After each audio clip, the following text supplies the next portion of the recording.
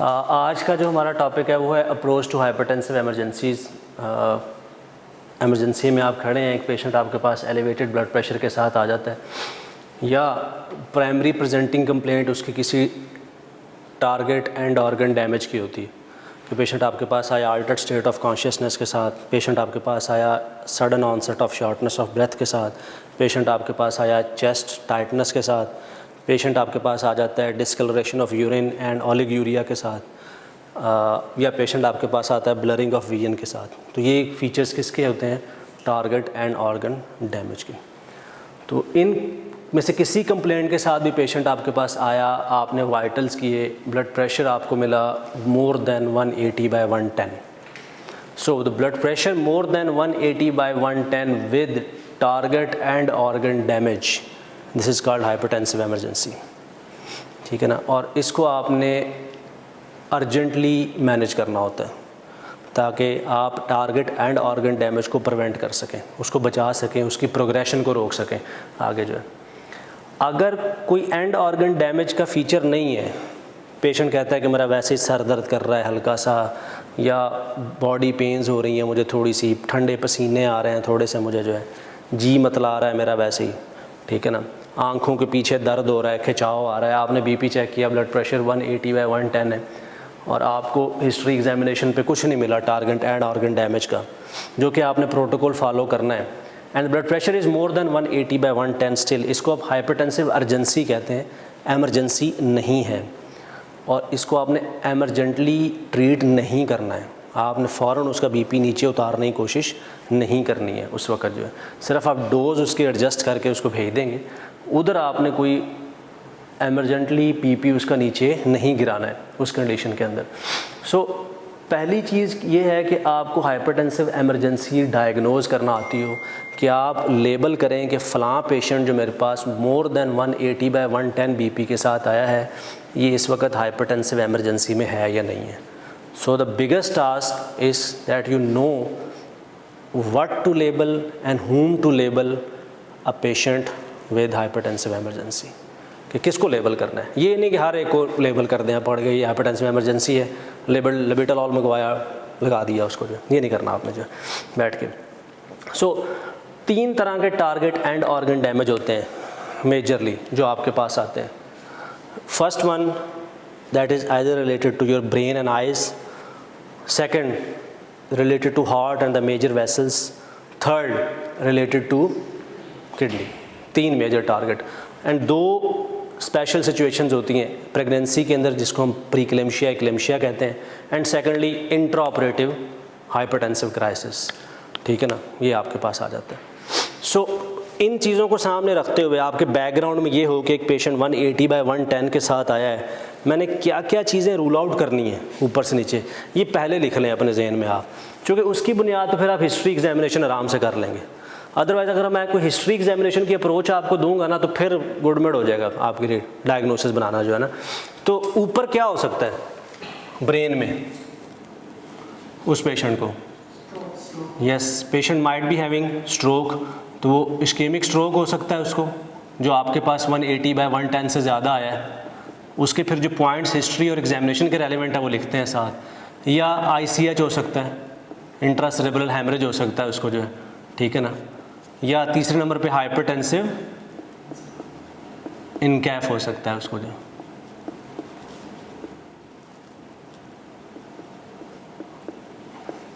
या चौथे नंबर पे ग्रेड 3-4 रेटिनोपैथी हो सकती है। ये आमतौर पे बुक्स इसको इंक्लूड नहीं करती हैं, लेकिन दैट शुड बी इंक्लूडेड, क्योंकि ये भी एक तरह की एमरजेंसी है पेशेंट की ना, बड़ा हाई रिस्क होता है ब्लाइंडनेस में उस वक्त पेशेंट को जो है। सो ये 4 चीज़ें आपने जहन में रखनी है when you are examining the patient on prospective of CNS। यहीं से शुरू करेंगे अपनी एग्जामिनेशन आप। दूसरे नंबर पे आ जाती है heart and major vessels. Acute coronary syndrome हो सकता है पेशेंट को,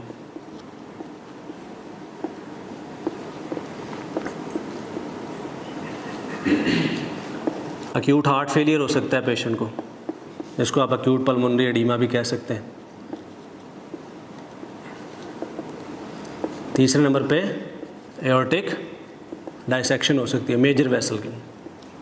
ये मेजर एमरजेंसीज नीचे आ सकती हैं। देन एक्यूट रीनल फेलियर हो सकता है आपके पेशेंट को नीचे।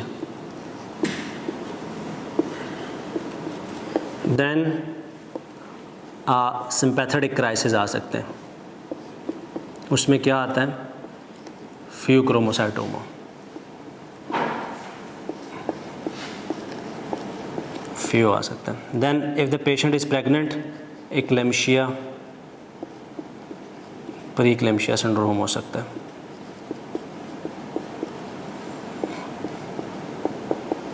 Then lastly intraoperative,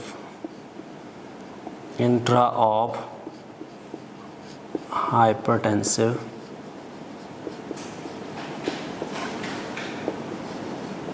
crisis. ये कंडीशंस हैं, ये आपको पता होनी चाहिए जब आप हाइपरटेंसिव एमरजेंसी 180/110 से ऊपर ब्लड प्रेशर है। अब इनके किसी भी प्रेजेंटिंग कंप्लेंट के साथ आ सकता है पेशेंट आपके पास जो है डायरेक्ट, ठीक है ना।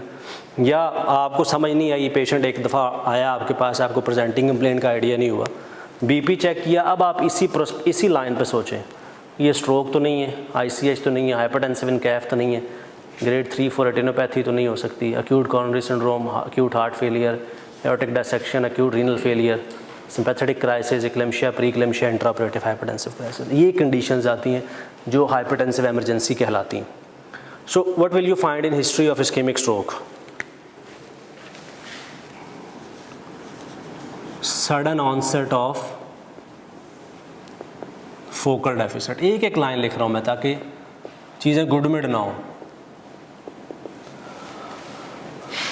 कोई भी फोकल डेफिसिट आ जाएगा, sudden onset of deviation of angle of mouth, sudden onset of loss of vision in one eye, sudden onset of weakness in one side of the body, sudden onset of loss of sensation in one half of the face or one half of the body, ठीक है ना। focal fits, focal seizures आपके पास आ सकते हैं, aphasia, sudden onset of aphasia, inability to speak। तो ये focal deficit का मतलब ये है कि कोई एक एरिया आपकी बॉडी का जो है वो इन्वॉल्व हो जाए, ठीक है ना, न्यूरोलॉजिकल डिसफंक्शन की वजह से। तो sudden onset of focal deficit आपके पास आता है, suspect ischemic stroke. Same case with some of ICH में भी होता है, sudden onset of headache, severe headache and focal deficit, ये आ जाएगा आपके पास में, ठीक है। हाइपरटेंसिव इनकैफ में क्या आएगा? Sudden onset of headache, confusion, seizures, ठीक है ना, ऑल्टर्ड स्टेट ऑफ कॉन्शियसनेस, इसमें आ जाएगा। फोकल डेफिसिट नहीं आता। हाइपरटेंसिव इनकेफलोपैथी हम कहते ही तब जब फोकल डेफिसिट ना हो पेशेंट। फोकल डेफिसिट आ गया तो फिर तो आप ऊपर सोचेंगे इस्केमिक स्ट्रोक या ICH का। बाज़ औक़ात मिलती जुलती कैफियत आ जाती है कि आपको लग रहा होता है कि फोकल डेफिसिट है, लेकिन जैसे ही आप पेशेंट का BP रिलेटिवली थोड़ा सा इंप्रूव करता है, पेशेंट की कंडीशन बेहतर हो जाती है। Grade 3-4 retinopathy, blurring of vision आ जाएगी उसमें आपके पास, ब्लरिंग ऑफ विजन, हेडेक, इस कंप्लेंट के साथ आ जाएगा। एक्यूट कॉरोनरी सिंड्रोम तो सीधा पहले आप समझ लेते हैं, चेस्ट पेन आ जाएगी, सडन ऑनसेट चेस्ट पेन,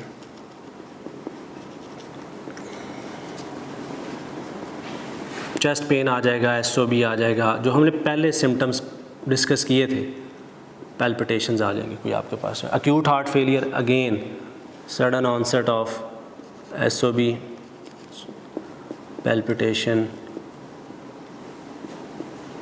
ठीक है ना, ऑर्थोपनिया, PND वगैरह, एओर्टिक डिसेक्शन, ये भी sudden onset of tearing chest pain. Patient कहेगा बहुत शदीद दर्द है, ऐसे चीरती हुई जा रही है पीछे की तरफ, पीछे और फिर नीचे की तरफ जो है ना, बहुत टिपिकल अनबेरेबल पेन होती है एओर्टिक डिसेक्शन की आमतौर पर। एक्यूट रीनल फेलियर, ओलिगूरिया के साथ आएगा, हिमाचूरिया के साथ आ जाएगा पेशेंट आपके पास, और एन्यूरिया के साथ भी आ सकता है, और फ्रॉथी यूरिन के साथ आ जाएगा, ठीक है ना। सिंपैथेटिक क्राइसिस फ्यूक्रोमोसाइटोमा वाला, headache, anxiety, flushing of face, palpitations, catecholamine excess होता है ना इसके अंदर जो है। प्रीक्लेम्शिया आपके पास या eclampsia, altered state of consciousness, seizures, ये दोनों फीचर्स होते हैं एक्लेम्शिया के। फिट्स नहीं है, अल्टर्ड नहीं है तो उसे हम प्रीक्लेम्शिया कहेंगे। In setting of high blood pressure and protein urea, ठीक है ना। इंट्राऑपरेटिव यूजली इंडक्शन के वक्त एनेस्थीसिया वाले जब इंड्यूस कर रहे होते हैं आम तौर पे, तो उस वक्त पेशेंट का ब्लड प्रेशर शूट कर जाता है, ठीक है ना। उसे आप इंट्राऑपरेटिव हाइपरटेंसिव क्राइसिस कहते हैं। So patient can be presented in any of this way. या आप खुद पूछ लें बढ़ के कि किसी साइड की कमज़ोरी तो नहीं आई है आपको, किसी एक साइड की बनाई तो नहीं चलेगी आपकी, मुंह में खिंचाव तो नहीं आ रहा था, बोलने में मसला तो नहीं हो रहा था, सूंघने में मसला तो नहीं हो रहा था, इस साइड के झटके तो नहीं लगे हैं, ये अचानक शदीद सर दर्द तो नहीं हुआ जैसे ज़िंदगी में पहले ना हुआ हो कभी आपको जो है।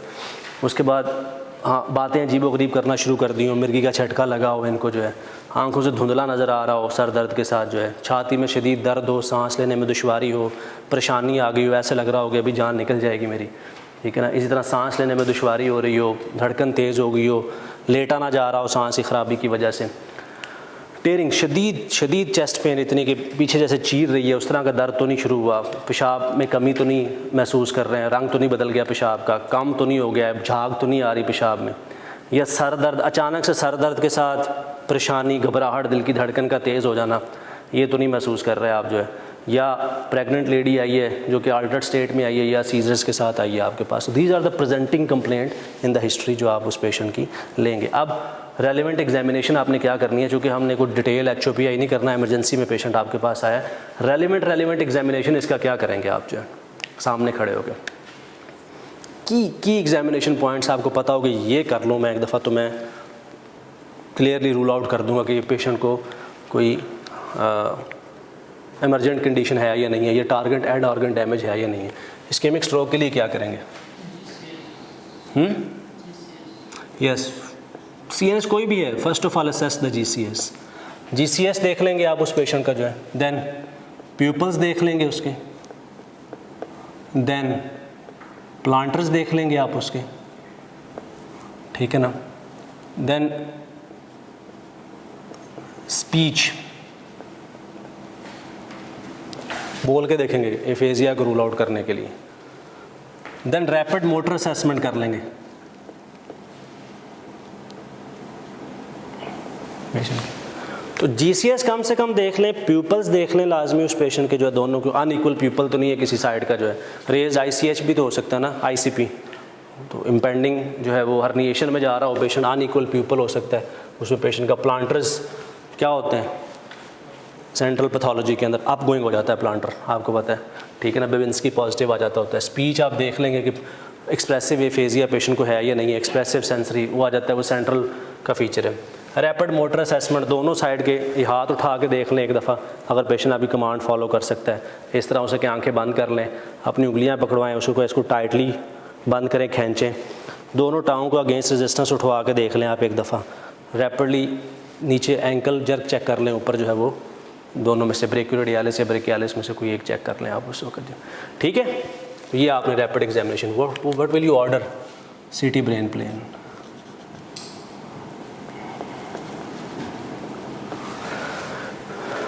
ठीक है। इसके साथ फंडोस्कोपी लाजमी करनी है आपने। फंडोस्कोपी आपको रेज इंट्राक्रेनियल प्रेशर देखने के लिए भी चाहिए कि ऊपर जो भी पैथोलॉजी हुई है, वो हाइपरटेंसिव इनकैफ है, ICH है, इंट्राक्रेनियल प्रेशर रेज तो नहीं है उसका, तो पैपिलोडीमा आ जाएगा जब आप फंडस देखेंगे, तो डिस्क मार्जिन ब्लर हो जाएंगे, ठीक है ना, या आपको रेटिनोपैथी की चेंजेस मिल जाएंगी ग्रेड 3 और 4 के अंदर जो है, ठीक है ना, हेमरेजेस मिल जाएंगे, डॉट एंड ब्लॉट स्पॉट्स मिल जाएंगे आप उसके अब, ठीक है ना। तो या तो हाइपरटेंसिव रेटिनोपैथी के फीचर्स मिल जाएंगे ग्रेड 3 और 4, या पैपिलोडीमा, ये दो चीज़ें। So fundoscopy is must and mandatory when you approach the patient of hypertensive emergency, लाजमी करनी है। बेशक ठीक भी मरीज़ कहता है मेरी आंखें ठीक हैं बिल्कुल, बाज़ बात प्रोग्रेस कर रही होती है रेटिनोपैथी, पेशेंट ग्रेजुअली ब्लर हो रहा होता है, तो वो ये नहीं बताता हो कि अभी मेरा कोई मसला हुआ है। आप देखते हैं तो अंदर अच्छा खासा पेपरोडीमा भी होता है उस पेशेंट का और रेटिनोपैथी भी चल रही होती है उसकी जो, तो इनके साथ फंडोस्कोपी मस्ट है।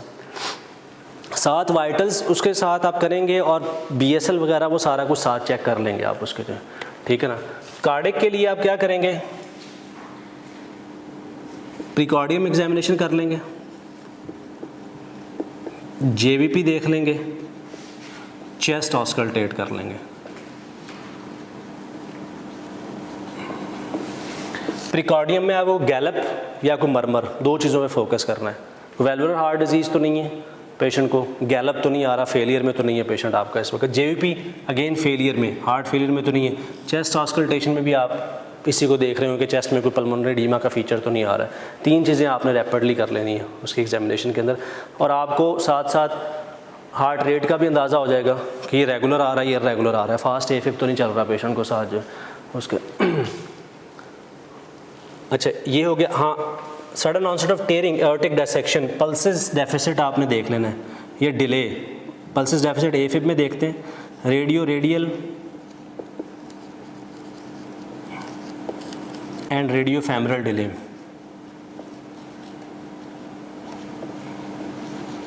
पेरिफेरल पल्सेस देख रहे हैं, डायसेक्शन के अंदर आपको या इधर रेडियो रेडियल डिले मिल सकता है या रेडियो फेमरल डिले मिल सकता है, ठीक है ना।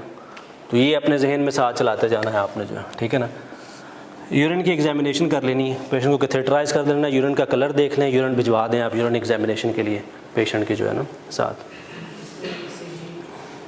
एक मिनट, ठीक है यहाँ तक। अब इसकी रेलेवेंट इन्वेस्टिगेशन पे क्या आएंगे आप, फ़ौरन से ECG करवा लेंगे, ECG चेस्ट एक्सरे, ठीक है ना। उसके साथ आपकी बेसलाइन चली जाएंगी। मैंडेटरी सीरम इलेक्ट्रोलाइट सेंड करें इस पेशेंट के विद कैल्शियम, RFT सेंड करें इस पेशेंट के, TSH सेंड करें, थायराइड लाजमी जाना चाहिए इस पेशेंट का जो, ठीक है ना। ये तीन चीज़ें मैंडेटरी हैं उस पेशेंट की, अलॉन्ग विद BSL।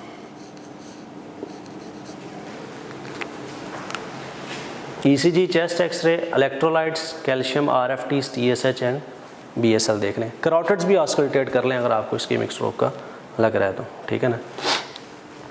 साथ अब इक्लेम्शिया, प्री इक्लेम्शिया, वैसे भी अगर आप ARF सस्पेक्ट करें, एक्यूट रीनल फेलियर या इक्लेम्शिया प्री इक्लेम्शिया करें, यूरिन कंप्लीट लाजमी भिजवाना है आपने साथ में। ये समझें एक तरह से फिजिकल एग्जामिनेशन का हिस्सा होता है।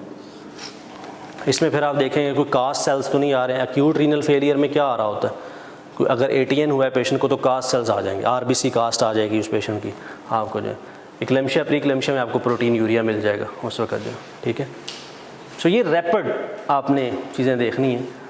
हिस्ट्री के यही पॉइंट्स जैसे हमने डिस्कस किए थे, एग्जामिनेशन में कम से कम CNS को रूल आउट करने के लिए GCS, people's, planter, speech, rapid movement assessment, motor assessment, fundoscopy करेंगे, नीचे आ जाएंगे, कैरोटिड एक दफ़ा ऑस्कल्टेट कर लें, प्रीकॉर्डियम देख लें, JVP देख लें, चेस्ट ऑस्कल्टेशन कर लें फॉर रॉल्स क्रेप्ट्स के लिए, radio radial, radio femoral delay देखें उस पेशेंट का जो है, यूरिन की एग्जामिनेशन एक दफ़ा कर लें, electrolytes with calcium, RFTs, TSH, BSL, urine complete ये भिजवा दें उस पेशेंट का जो खड़े होकर। इनमें से कोई ऐसी चीज़ नहीं है जो यहाँ पे अवेलेबल ना हो, जो हम ना कर रहे हो, तो ये आप नीचे खड़े होकर सारा कुछ कर सकते हैं, ठीक है। यहाँ तक चीज़ क्लियर है। हाइपरटेंसिव एमरजेंसी, क्या टारगेट एंड ऑर्गन डैमेज आप जो है वो एंटिसिपेट कर सकते हैं, उसको अप्रोच कैसे करना है। अब आ जाए मैनेजमेंट के ऊपर कि इसको मैनेज कैसे करना है आपने। तो मैं ये पिछली चीज़ें हटा रहा हूँ, डायग्नोसिस लिख रहने दे रहा हूँ अभी फ़िलहाल, चूँकि इसको साथ लेके चलना है हमने। ये मैनेजमेंट में अब क्या करेंगे,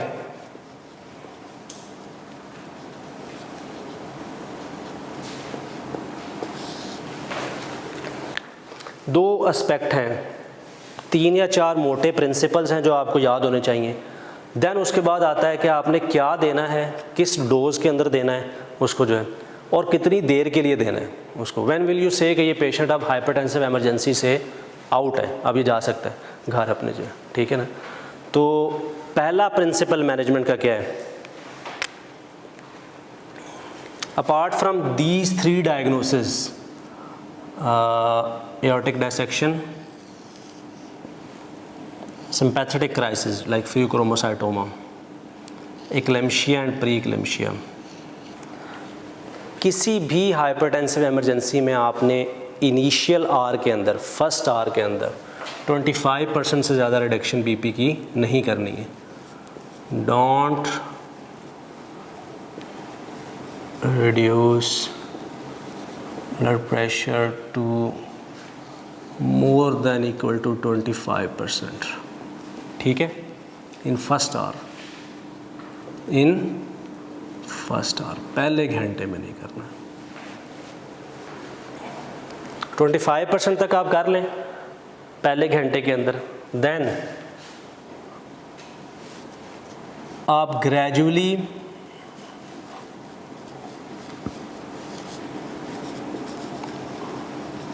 reduce BP to 160 by 110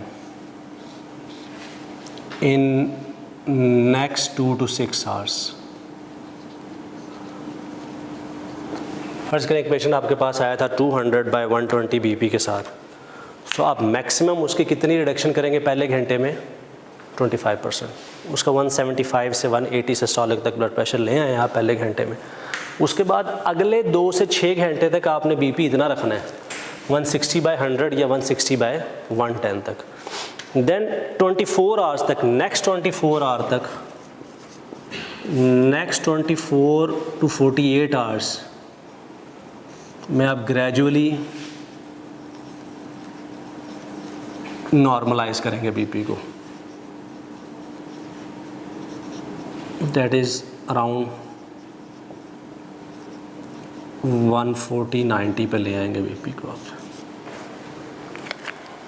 3 चीज़ें ये रट लें, ये पता होनी चाहिए आपको.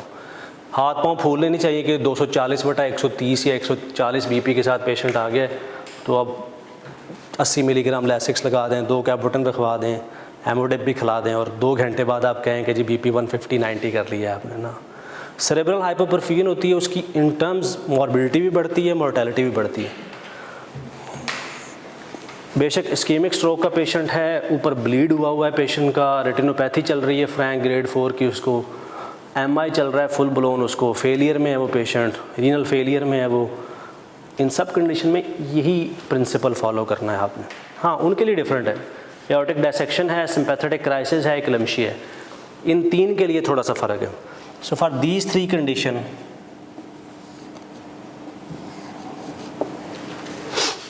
you will reduce the BP to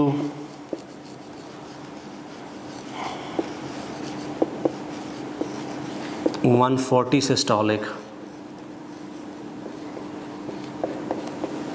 in first hour.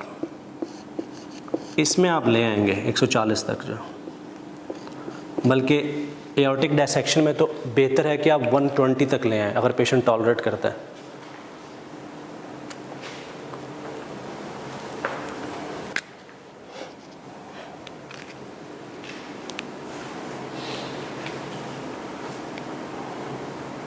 यहाँ तक क्लियर है? सो पहले घंटे के अंदर 25% तक मैक्सिमम रिडक्शन करनी है. अगले 2 से 6 घंटे में आपने 160 by 110 तक लेके आना है पेशेंट का बीपी. फिर देन नेक्स्ट 24 to 48 आवर्स फिर आप ग्रेजुअली उसको नॉर्मलाइज करते हैं, 140 by 90 तक लेके आते हैं पेशेंट के बीपी को जो है ना. अलबत्ता एओर्टिक डायसेक्शन में, सिंपैथेटिक क्राइसिस में, एक्लेम्शिया, प्री एक्लेम्शिया के अंदर आप जो है वो ब्लड प्रेशर को 140 सिस्टोलिक तक पहले घंटे में ले आते हैं. ठीक है, तो ये इसलिए डायग्नोसिस बहुत ज़रूरी है. नहीं करेंगे अगली चीज़ ख़राब होना शुरू हो जाएगी आपकी. If you can't able to diagnose eclampsia, preeclampsia और आप उसी पर रह के चलो पहले घंटे में मैं 200 से 180 पे लेके आता हूँ या आती हूँ बीपी को, तो मुश्किल हो जाएगी मरीज़ के लिए. ठीक है ना, पेशेंट हो सकता है ऊपर ब्लीड कर जाए तब तक जब तक आप बीपी नीचे लेके आते हैं उसका जो, या कोई और अक्यूट रीनल फेलियर में चला जाता है एक प्री एक्लेम्शिया सिंड्रोम का पेशेंट जो आपका, तो उनका आपने नीचे लेके आना है पहले घंटे के अंदर. इसी तरह फ्यूक्रोमोसाइथोमा सिंपैथेटिक क्राइसिस का पेशेंट जो है, ये कार्डिक फेलियर में चले जाते हैं पेशेंट, इवन कार्डिक अरेस्ट में भी चले जाते हैं. कैटेकोलामिन एक्सेस की वजह से जो है। एओर्टिक डायसेक्शन की तो वैसे मोर्टेलिटी बहुत ज़्यादा है, तो ये एज सून एज़ पॉसिबल आप बीपी नीचे लेके आते हैं इसके अंदर से। यहाँ तक क्लियर है? देना किस तरह से आपने, ठीक है ना। अब क्या देना है,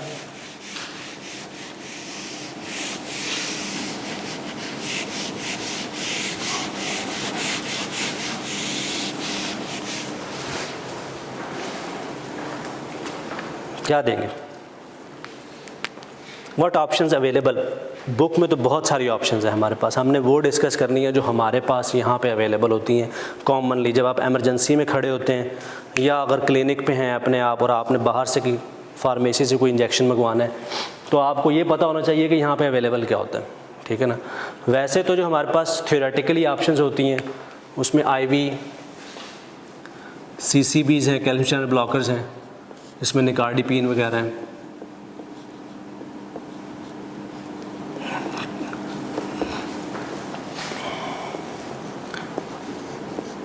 IV ACE इनहिबिटर्स होते हैं, एनालाप्रिलेट है,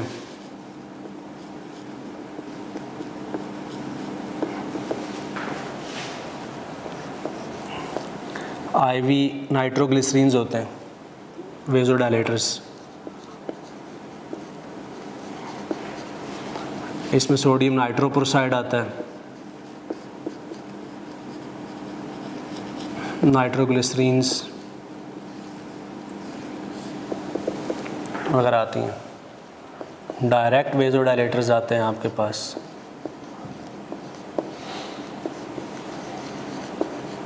जिसमें हाइड्रालाजीन है,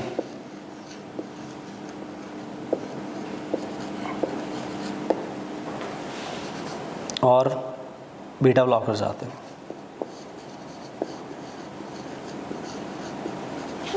इसमें एस्मोलोल होता है,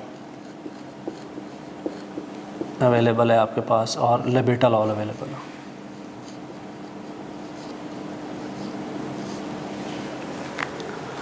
ये 4 से 5 ऑप्शंस आपके पास होती हैं अवेलेबल।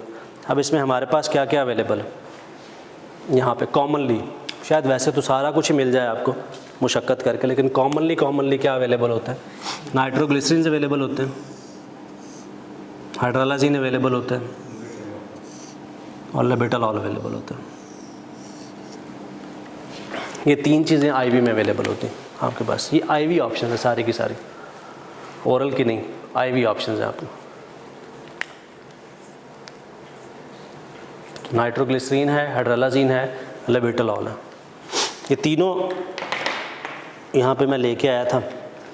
लेबेटालॉल आपके पास 50 मिलीग्राम की पैकिंग में आता है, 10 ml का होता है ये, 5 मिलीग्राम पर ml होता है इसके अंदर जो है।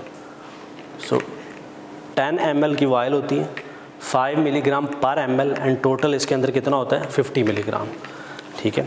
हाइड्रालाजीन ये 20 मिलीग्राम 1 ml का होता है ये, और 20 मिलीग्राम का डोज होता है इसके अंदर जो, ठीक है ना। आइसोकेट आती है आपके पास जो है, इट्स नाइट्रोग्लिसरीन, ठीक है ना। आइसोसॉर्बाइड डाइनाइट्रेट जो होता है ये 10 मिलीग्राम का होता है, एक 10 मिलीग्राम इन 10 ml, सो 1 मिलीग्राम इन 1 ml आप यूज़ करते हैं इसको, ठीक है।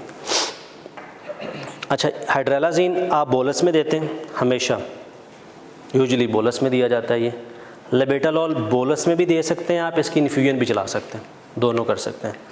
आइसोकेट की हमेशा इन्फ्यूजन चलती है, इसकी आपने इन्फ्यूजन चलानी होती है, ठीक है। ये 3 चीज़ें अपने जहन में रख लें। So we have availability of Isoket, that is nitroglycerin, hydralazine, labetalol, ठीक है ना। अब अगली चीज़ जिस किस में क्या देना है, अब यहाँ पे ज़्यादा इंपॉर्टेंस आपकी हो जाएगी कि डायग्नोसिस हाइपरटेंसिव एमरजेंसी का बनाना क्यों ज़रूरी है, क्योंकि ड्रग ऑफ चॉइस भी डिफरेंट है, डिफरेंट डायग्नोसिस के अंदर जो है। ये नहीं है कि आप एक ही टीका रख के बैठ जाएं कि बस ठीक है जो 180/110 से ऊपर वाला आया वही दिखाना है उसको मैंने, नहीं। कुछ कंडीशंस में कंट्राइंडिकेटेड है, और कुछ जो है वो फर्स्ट लाइन एजेंट्स के तौर पे होते हैं। जनरल तो रख लें, लेबेटालॉल is contraindicated in acute heart failure. नहीं, मैं जनरल कंट्राइंडिकेशंस नहीं बता रहा हूँ, मैं इन डायग्नोसिस में से बता रहा हूँ। अक्यूट डीकम्पनसेटेड हार्ट फेलियर का पेशेंट आ जाता है आपके पास, चेस्ट उसकी फारिग हुई हुई है, ये कंट्राइंडिकेटेड है। अक्यूट हार्ट फेलियर में इसकी इन्फ्यूजन नहीं चलानी है आपने जो, ठीक है ना, फुल ब्लोन पल्मोनरी एडीमा के पेशेंट के अंदर। इसी तरह अक्यूट कोरोनरी सिंड्रोम के अंदर भी विद कॉशन देना है। ख़ास तौर पे एक इन्फीरियर वॉल एमआई का पेशेंट आता है हाइपरटेंसिव क्राइसिस के साथ, लेबेटालॉल नहीं देते उसके अंदर, ठीक है ना, रिलेटिव कंट्राइंडिकेशन इसकी उसमें आ जाती होती है, तो ये नहीं देना। हाइड्रोलाजीन अनप्रेडिक्टेबल रिस्पॉन्स होता है इसका।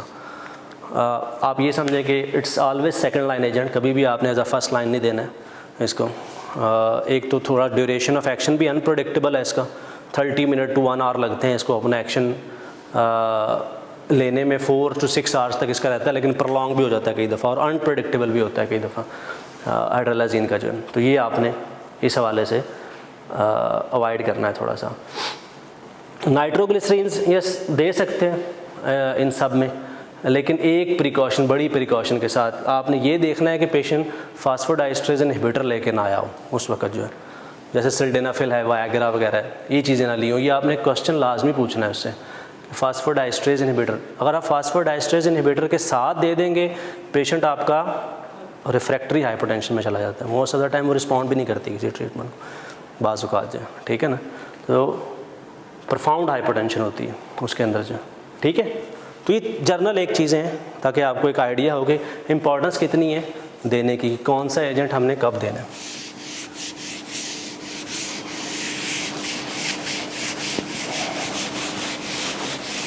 अब आ जाएं रेलिवेंट इंडिकेशन के ऊपर जो है ना, तो क्या 3 चीज़ें रह गई हैं हमारे पास। सो वी हैव लेबेटालॉल, 2 ही लिखता हूँ मैं, आइसोकेट, 2 हैं, इन दोनों में से कुछ चलाना है आपने जो, ठीक है ना।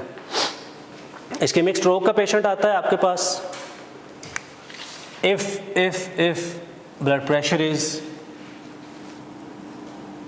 BP is more than 220/110,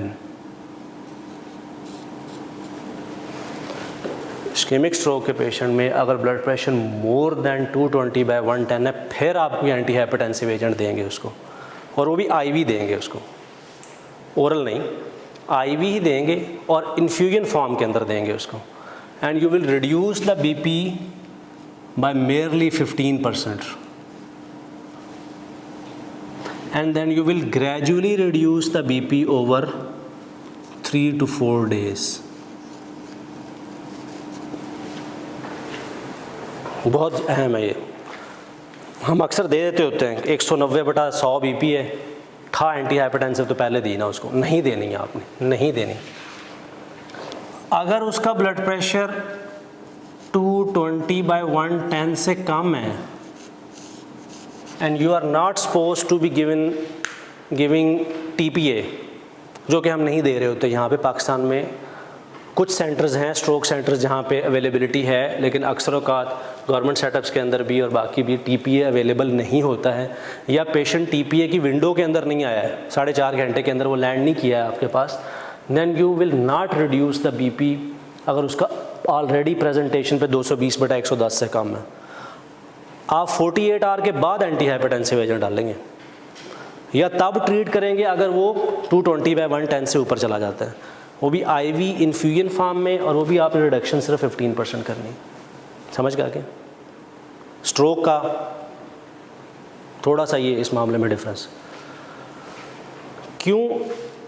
क्योंकि वैसे ही रिफ्लेक्स वेजोस्पैज्म बहुत सवेयर हुआ होता है इस्कीमिया के साथ साथ, जिसको आप इस्कीमिक पेनम्बरा कहते हैं, वहाँ पे ऑनगोइंग इस्कीमिया चल रहा होता है। You need very high cerebral perfusion pressure to perfuse that area. अगर आप वहाँ पे हाइपोटेंशन क्रिएट कर देंगे, BP यकदम गिरा देंगे, तो सेरेब्रल परफ्यूजन प्रेशर कम होगा, उसकी वजह से इस्कीमिया का जो एरिया है वो बढ़ जाएगा, तो मॉर्बिडिटी भी ज़्यादा हो जाएगी, मॉर्टेलिटी भी ज़्यादा हो जाएगी उस पेशेंट के जो, जहाँ पे ये सेरेब्रल ऑटो रेगुलेशन होती है ना, एक एरिया के अंदर इस्कीमिया हुआ है, वहाँ पे सडन वेजोस्पैज्म हो जाता है, ठीक है ना, उसके साथ वाला एरिया भी हाइपो परफ्यूज होता है, तो कंपनसेटरी फिर सिंपैथेटिक डिस्चार्ज ज़्यादा होता है, ब्लड प्रेशर बढ़ता है। तो हाई ब्लड प्रेशर क्या कर रहा होता है, जो सराउंडिंग एरिया की परफ्यूजन मेंटेन कर रहा होता है। तो आपको हाई ब्लड प्रेशर चाहिए to prevent the progression of ischemia, समझ लगी? तो अगर आप बीपी गिरा देंगे उस केस में अचानक, तो पेशेंट का इस्कीमिया वर्स हो जाएगा, ठीक है ना। तो ये पहली चीज़। इसके अंदर ड्रग ऑफ चॉइस कौन सी होती है? यू कैन आइदर गिव लेबिटोलॉल और आइसोकेट, दोनों चला सकते हैं इसके अंदर आप। Labetalol is a safe option, वो चला दें आप, ठीक है। दूसरे नंबर पे आ जाता है ICH, इंट्रा सेरेब्रल हैमरेज। दोनों हो सकते हैं कि हैमरेजिक स्ट्रोक हो जाए पेशेंट को या सब अरेक्नाइड हैमरेज हो जाए पेशेंट को, दोनों चीज़ें हो सकती हैं। अगेन इसके अंदर आपने बीपी लोअर तो करना है पेशेंट का, लेकिन you keep the blood pressure in the range of 160 to 170। तो वही रूल अप्लाई होगा कि you will not reduce the BP to more than 25% इन 1 hour, then gradually keep the BP to 160 systolic for next 2 to 6 hours, then फिर आप 24 to 48 hours के अंदर जो है वो नॉर्मलाइज करेंगे बीपी को, ठीक है ना। ICH hypertensive drug of choice, इसके अंदर भी लेबिटोलॉल या आइसोकेट, दोनों में से कोई भी चला सकते हैं आप। Labetalol is a safe option. Hypertensive इन कैफ के अंदर भी वही असूल है, 25% रिडक्शन फर्स्ट आवर में करनी है, देन आप बीपी को 160/110 तक मेंटेन करेंगे for next 2 to 6 hours, and then you will gradually reduce the BP to normal for next 24 to 48 hours, ठीक है।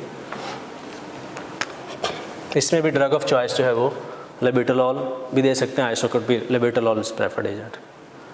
Grade 3 for retinopathy, this is again same case है, इसी तरह मैनेज करेंगे। अब आ जाए एक्यूट कोरोनरी सिंड्रोम और एक्यूट हार्ट फेलियर में। दोनों कंडीशन में ड्रग ऑफ चॉइस आइसोकेट होती है। नाइट्रोग्लिसरीन देना है, आप लेबिटोलॉल नहीं देना है। एज अ जर्नल प्रिंसिपल आप समझे कंट्रा इंडिकेटेड है। लेबिटोलॉल की एक्यूट कोरोनरी सिंड्रोम में इंडिकेशन हो सकती है, लेकिन आप ऑन द सेफर एंड जो है समझे कंट्रा इंडिकेटेड है। The drug of choice is Isoket, but एक प्रिकॉशन के साथ जो हमने अभी डिस्कस की थी कि आपने एक सवाल हिस्ट्री में लाजमी पूछना है कि patient hasn't taken sildenafil in previous 8 to 12 hours, के पिछले 8 से 12 घंटे में पेशेंट ने सिल्डेनाफिल ना लिया हो उस वक्त जो, ठीक है। इसमें ये देंगे आप। अब आ जाए तीसरा, एओर्टिक डायसेक्शन। एओर्टिक डायसेक्शन के अंदर आपने ब्लड प्रेशर कहाँ पे लेके आना है? 1 hour के अंदर 140 से भी नीचे। ये 3 कंडीशंस हमने पढ़ी थी कि इसमें आपने ब्लड प्रेशर फर्स्ट आवर के अंदर लेस देन 140 लेके आना है, ठीक है ना। रैपिड रिडक्शन करते हैं हम। Aortic dissection, sympathetic crisis, eclampsia, preeclampsia syndrome जो, ठीक है ना। तो इसमें आप ब्लड प्रेशर 140 से नीचे लेके आते हैं, प्रेफरेबली इवन लेस देन 120 अगर पेशेंट टॉलरेट करता है। तो ड्रग ऑफ चॉइस इसमें लेबिटोलॉल होती है, ठीक है। एओर्टिक डायसेक्शन के अंदर आप लेबिटोलॉल से स्टार्ट करते हैं। अगर लेबिटोलॉल के ऊपर भी कंट्रोल ना हो रहा हो, चूँकि आप ये 3 ही ऐसी कंडीशन है जिसमें आपने घंटे में उतारना है बीपी, वरना उसका ब्लड प्रेशर 220 पे है और आपने घंटे में कहाँ पे लेके आना है 120 तक, तो इट्स बड़ा एक वो कह लें कि मुश्किल टास्क होता है। तो आप लेबिटोलॉल से स्टार्ट करें, उसको टाइट्रेट करें, उसके मैक्सिमम डोज तक नहीं होता 7 आइसोकेट चला दें, या आइसोकेट चला दें या हाइड्रोलाइजिन दे दें, दोनों में से कुछ भी दे सकते हैं वेज़ोडाइलेटर, लेकिन लेबिटोलॉल के कवर में, बीटा ब्लॉकर के कवर के अंदर देना है। इसमें drug of choice beta blockers होते हैं। देन आता है acute renal failure, again same scenario, both labetalol and Isoket can be given. Labetalol दे सकते हैं, इसके अंदर आप जो 25% रिडक्शन आप करेंगे मैक्सिमम पहले घंटे में, then you will keep the BP at 160/100 or 110 for next 2 to 6 hours, then gradually reduce the BP in next 24 to 48 hours. Sympathetic crisis, pheochromocytoma, drug of choice again इसमें बीटा ब्लॉकर होता है। First line agent is लेबिटोलॉल, ठीक है ना। तो इसमें भी आपने ब्लड प्रेशर 140 सिस्टोलिक से नीचे लेके आना है इन फर्स्ट आवर, तो उसको भी आप ग्रेजुअली मैक्सिमम डोज पे लेके जाएंगे। देन आप अगर पेशेंट का बीपी कंट्रोल नहीं होता तो वेज़ोडाइलेटर्स ऐड कर सकते हैं उसके साथ भी। इक्लेम्शिया, प्री इक्लेम्शिया के अंदर भी फर्स्ट लाइन एजेंट क्या होता है? लेबिटोलॉल। इसमें भी लेबिटोलॉल ही देना है आपने। इसमें लेबेटालॉल अवेलेबल नहीं है आपके पास, आप हाइड्रोलाजीन दे सकते हैं इसके अंदर जो है, लेकिन because of unpredictability of response हम यूजुअली अवॉइड करते हैं हाइड्रोलाजीन को।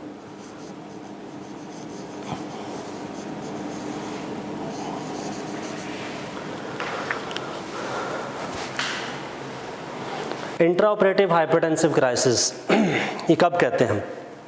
चंद एक प्रिंसिपल पॉइंट्स हैं इसके, चूँकि ये बहुत ज़्यादा डील कर रहे होते हैं आप इस तरह के पेशेंट्स को कि पेशेंट सर्जरी के लिए ऊपर गया, बीपी शूट किया जी, वापस आ रहा है पेशेंट नीचे जो है ना, तो इसको मैनेज कैसे करना है आपको एक आइडिया होना चाहिए रफली। क्या चीज़ें पेरी ऑपरेटिवली आपने चलने देनी है, क्या बंद कर देनी है, उसका एक रफ़ आइडिया आप ले लें। पहली चीज़, कोई भी पेशेंट आप सर्जरी के लिए प्रिपेयर करते हैं, if that patient is hypertensive, पहले से हाइपरटेंसिव है, तो आपने ये देखना है कि उसकी एंटी हाइपरटेंसिव रिजीम चल क्या रही है। अगर तो बीटा ब्लॉकर्स के ऊपर है और स्टेबल है बीटा ब्लॉकर पे, ख़ास तौर पे कार्डिक पेशेंट जो होते हैं, don't stop the beta blocker, वो चलने दें, इवन आपने सर्जरी वाले दिन भी देना है बीटा ब्लॉकर उस पेशेंट का। अगर वो पेशेंट ACE-ARB ले रहा है तो आइडली उसको 12 से 24 घंटे पहले बंद कर दें आप एक दफ़ा, वो ना दें। Shift to some IV agent, labetalol अक्सर आप कर रहे होते हैं कि आप IV लेबेटालॉल दे देते हैं पेशेंट को, रात को भी सुबह भी दे के भेजते हैं, बाज़ औक़ात OT में जाने से पहले भी दे देते हैं उस पेशेंट को आप। ये दो चीज़ें जहन में होनी चाहिए, इंट्राऑपरेटिव। और अगर तो पेशेंट का ब्लड प्रेशर, तीसरी चीज़, अगर पेशेंट का ब्लड प्रेशर 180/110 से ज़्यादा है, सर्जरी डेफर कर दें, कैंसिल कर दें surgery. Don't send that patient to OT, उधर धक्का नहीं लगाना है कि उधर फ़ौरन IV दे के तो उसका BP नीचे उतार के भेज दें आप अंदर एक दफ़ा जाए, हो सकता है इंट्राऑपरेटिव हाइपरटेंसिव क्राइसिस में चला जाए, उसकी मॉर्टेलिटी ज़्यादा होती है फिर। तो अगर तो 180/110 से ज़्यादा है ब्लड प्रेशर, डेफर कर दें सर्जरी, फिल वक्त प्रोसीड ना करें उसको जो है आप जो। इंट्राऑपरेटिव हाइपरटेंसिव क्राइसिस में हम IV ही प्रेफर करते हैं, यूजुअली निकार्डिपिन वगैरह, CCBs वगैरह हम दे रहे होते हैं, हमारे पास अवेलेबल नहीं होता तो you can either proceed with लेबेटालॉल और आइसोकेट, दोनों दे सकते हैं आप उसके अंदर जो। कब कहते हैं हम इंट्राऑपरेटिव हाइपरटेंसिव क्राइसिस? या तो 180/110 से ऊपर चला जाए BP, या more than 20 systolic from base line, अचानक इधर इंडक्शन दिया आपने एनेस्थीसिया, पेशेंट का blood pressure more than 20 systolic ऊपर चला गया, इवन 140 से 160 क्रॉस कर गया, फिर भी आपने उसको IV शुरू कर देना एंटी हाइपरटेंसिव जो। तो यहाँ तक क्लियर है। अब आ जाए डोज के ऊपर, किस डोज में देना है, ये चलाना किस डोज के ऊपर।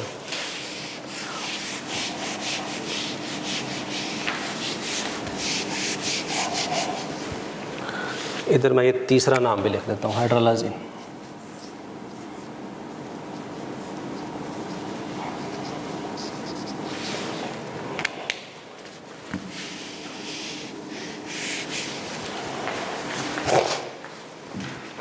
हाइड्रोलाजीन से शुरू करते हैं। पहले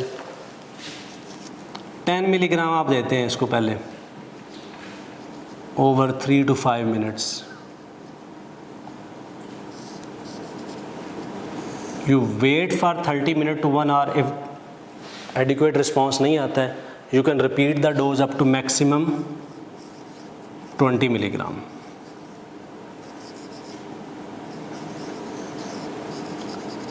विच can be repeated after 6 to 8 hours। ठीक है ना। तो ये एक एम्प्यूल जो होता है आपका, आप इसको 10 ml में डाइल्यूट कर लें, 1 ml को, और 5 ml करके देते रहें उसको। एक दफ़ा 5 ml दे दें, वो 10 मिलीग्राम डोज चली जाएगी 3 से 5 मिनट में। स्लो देना होता है इसको। BP देखें आप पेशेंट का, ऑब्जर्व करें for next 15 minutes to 30 minute. Patient का ब्लड प्रेशर टारगेट अचीव नहीं कर सके, आप जो है डोज रिपीट कर दें 5 ml की। 20 मिलीग्राम दे दिया आपने पूरा एक दफ़ा जो है, अब आपने रिपीट नहीं करना। फिर अगर आपको ज़रूरत पड़ी तो दोबारा आप 4 से 6 घंटे के बाद या 6 से 8 घंटे के बाद रिपीट कर सकते हैं। ये इसकी डोज हाइड्रोलाजीन। 10 मिलीग्राम डोज के अंदर ही आपके पास एम्प्यूल आता है 1 ml फार्मूलेशन में, उसको आप 10 ml में डाइल्यूट कर लें, 5 ml दे दें एक दफ़ा, देन उसको रिपीट करना पड़े तो 15 मिनट से 30 मिनट के बाद अगला 5 ml दे दें। 20 मिलीग्राम इज़ मैक्सिमम डोज इसकी जो। आइसोकेट आप शुरू करते हैं 5 माइक्रोग्राम पर मिनट से। and you titrate that every 5 microgram per minute, हर 3 से 5 मिनट के बाद, every 3 to 5 minutes, to maximum 20 microgram per minute. अगर आपका डिज़ायर्ड इफेक्ट अचीव नहीं होता है, ब्लड प्रेशर रिडक्शन नहीं शुरू होती होना, या 25% तक आप नहीं अचीव कर पाते, फिर आप उसके बाद जो है वो 100 माइक्रोग्राम पर मिनट पे ऐड करते जाएं, मैक्सिमम 200 माइक्रोग्राम पर मिनट तक। काफ़ी डोज होती है, आइसोकेट की डोज बहुत ज़्यादा होती है, वहाँ तक आप जा सकते हैं। Start with a 5 microgram per minute, titrate every 3 to 5 minutes by 5 microgram per minute till you reach 20 microgram per minute. Your desired effect is achieved, ठीक है, स्टेबल रखें, उसके ऊपर चलने दें। बीपी उतना मेंटेन कर लेता है, ठीक है, अगर रिड्यूस करता है तो डोज थोड़ी सी कम कर दें उसकी जो, फिर ग्रेजुअली 2 to 6 आवर्स के अंदर उसका 160 तक मेंटेन कर लें बीपी आप जो, ठीक है ना, टाइट्रेट करके अप एंड डाउन। नहीं कर पाते फिर आप 5 से नहीं बढ़ाएंगे, 10 माइक्रोग्राम पर मिनट से बढ़ाते जाएंगे, again every 3 to 5 minutes till you reach 200 microgram पर मिनट, ठीक है। लेबेटालॉल आप देते होते हैं 0.3 to 1 mg पर kg पर मिनट से, अगर आपने इन्फ्यूजन चलानी है, per hour, sorry, 0.3 to 1 mg पर kg पर आवर।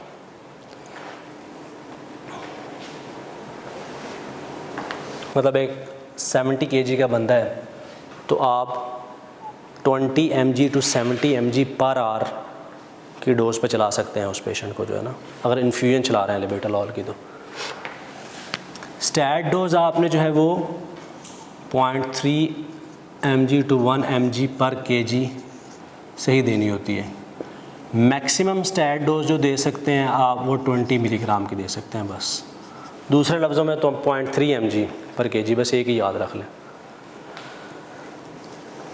तो ये कितने का था, 50 मिलीग्राम का एक एम्प्यूल होता है, 1 ml is equal to 5 milligram, ठीक है ना।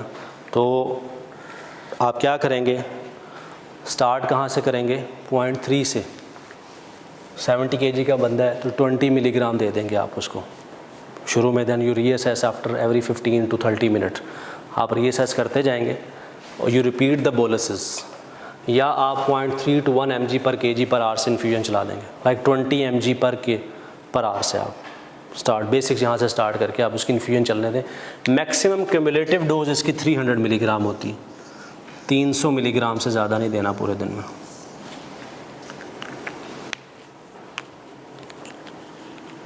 This is the maximum cumulative dose, जितनी आप दे सकते हैं इसकी जो लेबेटालॉल की। आम तौर पे हम 20 से भी स्टार्ट नहीं करते हैं, हम 10 मिलीग्राम से स्टार्ट करते हैं। 10 मिलीग्राम का देते हैं बोलस, 10 से 15 मिनट के बाद फिर रिपीट करते हैं, देन फिर रिपीट करते हैं, देन उसके बाद फिर रिपीट करते हैं। सो आज हमने 3-4 चीज़ें डिस्कस की हैं कि हाइपरटेंसिव एमरजेंसीज़ को अप्रोच कैसे करना है आपने।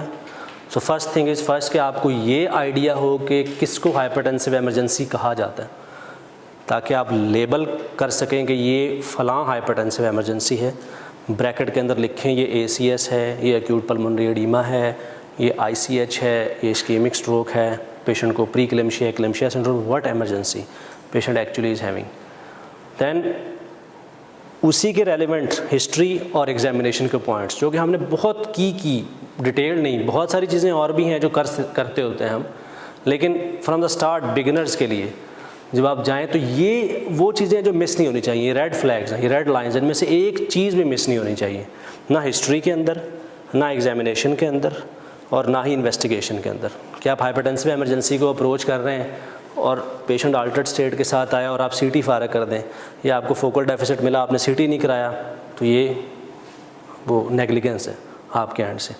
या एग्जामिनेशन में आप प्यूपल्स नहीं देख सके, प्लांटर्स नहीं देख सके, तो ये नेग्लिजेंस है आपके एंड से, जो आप नहीं देख पाए उसको, ठीक है ना।